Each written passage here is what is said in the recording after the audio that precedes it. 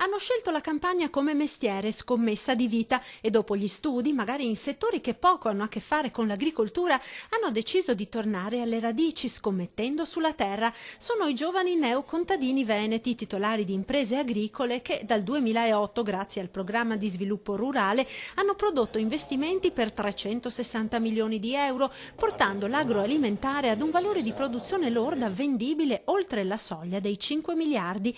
C'è chi prosegue innovando l'attività di famiglia, chi ha alle spalle tutt'altra attività. Noi abbiamo ricominciato proprio da qui, nel senso che noi arriviamo dalla città, abbiamo studiato tutte e due, siamo maestri d'asilo, abbiamo fatto vari percorsi con gli asili, con le scuole, però abbiamo proprio deciso di ricominciare da zero, dalla campagna, dalla natura.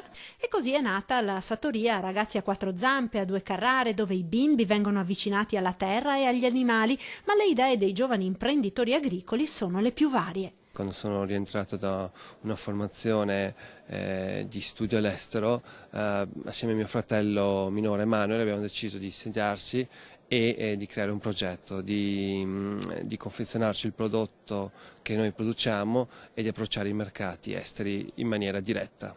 È Verona la prima provincia veneta per numero di giovani impegnati nell'agricoltura, seguita da Treviso, Padova e Rovigo. A 25 anni la metà di loro è già titolare di un'impresa, il 20% è costituito da donne. Tutti sono diplomati o laureati, non necessariamente in discipline legate all'agricoltura.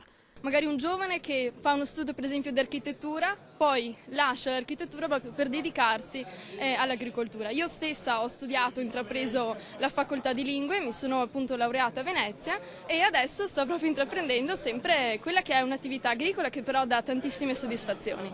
Sono questi giovani i portacolori della nuova agricoltura, quella che affianca la coltivazione ad iniziative a servizio della società, dalle fattorie didattiche agli accordi con i comuni per il mantenimento del verde, giovani imprenditori che vogliono allargare i propri orizzonti. L'ha ben chiaro Andrea Barbetta, 23 anni, nuovo presidente di Giovani Impresa Veneto della Coldiretti. Aggregarsi anche con gli altri giovani, non restare chiusi come magari facevano una volta i nostri nonni che guardavano solo la loro campagna e fuori di lì non andavano mai, ma tenere rapporti anche con altri ragazzi, scambiarsi idee, pensieri e condividere il più possibile.